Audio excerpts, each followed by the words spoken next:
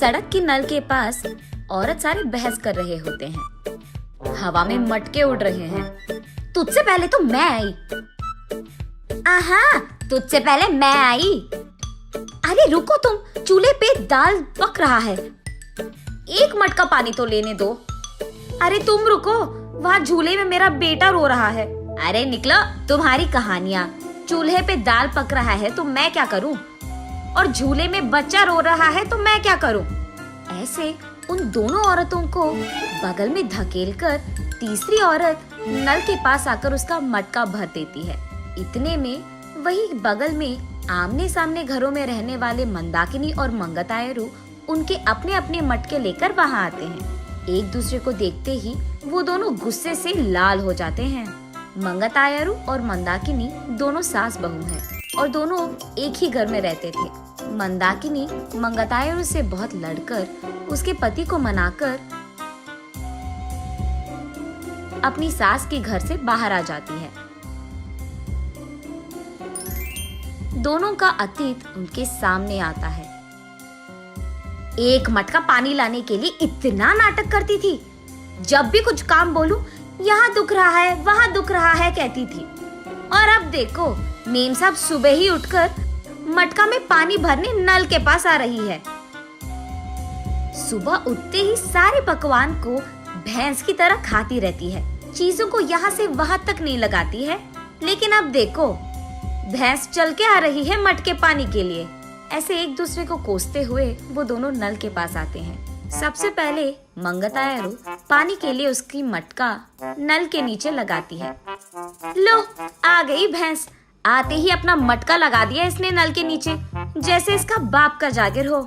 ऐसे उसका मजाक उड़ाकर मंगतायरू की मटके को एक जोर का झटका देती है। बस मटका ऊपर उड़कर नीचे गिरता है। बाप रे, कितनी घमंडी है ये। मेरे ही बेटे के पैसे खाते हुए मुझे भैंस कह रही है, और ऊपर से मेरे ही लटके को लात मारा तुमने। ऐसे कहते हुए मंदाकिनी की मटके को भी जोर का झटका देती है मंगतायरू। मैं तुम्हारे बेटे के पैसे नहीं खा रही हूँ, तुम ही मेरे पति के पैसे खा रहे हो। मेरे सारे बनाए हुए पकवान को सुबह से रात तक खाती रहती है तो भैंस की तरह ही दिखेगी ना। भैंस कहीं की मेरे ही मटके को लात मारती है। कितनी घमंडी है तू। मटके को ही नहीं, अगर मेरी सटकी ना, तेरे को भी मारूंगी, समझी? हाँ, जरूर मारेगी। इतनी घमंडी जो है। मेरे बेटे को मुझसे दूर कर दिया तूने, मेरे घर से उसको निकाल दिया तूने, और अब मेरे ही घर के सामने रह रही है। सिर्फ तेरे बेटे को ही नहीं, तुझे भी तेरे घर से निकाल दूंगी, समझी? मुझसे पंगा लेगी ना, ऐसे ही होगा। तू तो जरूर करेगी, घमंडी औरत, बंदर मुंह वाली कहीं की। तुझे देखकर ऐसा लगता है कि भैंस को कपड़े पहनाए हैं, और तू मुझे बंदर कह रही है। भैंस कहीं की मुझे भैंस कह रही है, मुझे बंदर कह रही है। ऐसे वो दोनों एक दूसरे से लड़ते हुए एक दूसरे के बाल पकड़कर लड़ते लड़ते नल के बगल में मौजूद कीचड़ में गिर जाते हैं। ये सब दूर से देख रहे बाप बेटे दोनों एक दूसरे को देख हंस पड़ते हैं। मंदाकिनी घर में सारा काम करते हुए रहती थी। उसे देख मंगतायरू, क्यों बहू, लगता है कि नल में ना पानी खत्म हो जाएगा, जाकर 2 मटके ले आ बेटी। ऐसे ऑर्डर देती थी मंगतायरू। मंदाकिनी के हाथों बनाए सारे पकवान खाते हुए वो हमेशा शिकायत करती थी कि इसमें नमक कम है और इसमें मिर्ची ज्यादा है, ये तो बहुत तीखा हो गया, ये तो बहुत मीठा है। उसके शिकायत सुनने के 2 दिन बाद तक मंदाकिनी रसोई घर का मुंह भी नहीं देखती थी, रूठ कर अपना मुंह लटकाती थी। तब चुपचाप मंगतायरू को ही सारे काम करना पड़ जाता था।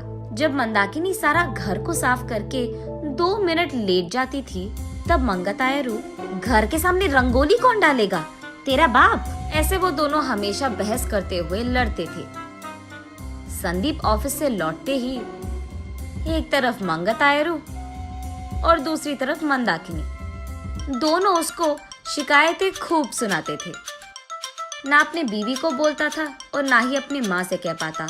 अपने आप में बहुत निराश हो जाता था संदीप। बहुत दिन देखने के बाद अब उसके पास ताकत नहीं था।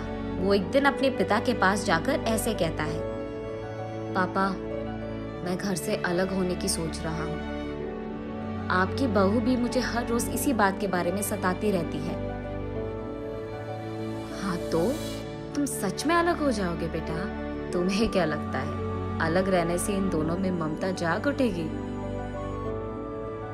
ममता और प्यार भले ही बाहर ना आए, लेकिन इन दोनों को इतना तो समझ आएगा कि एक दूसरे के बिना अपने अपने घरों में अकेले रहते हुए सारे काम अकेले करते हुए कितना मुश्किल है।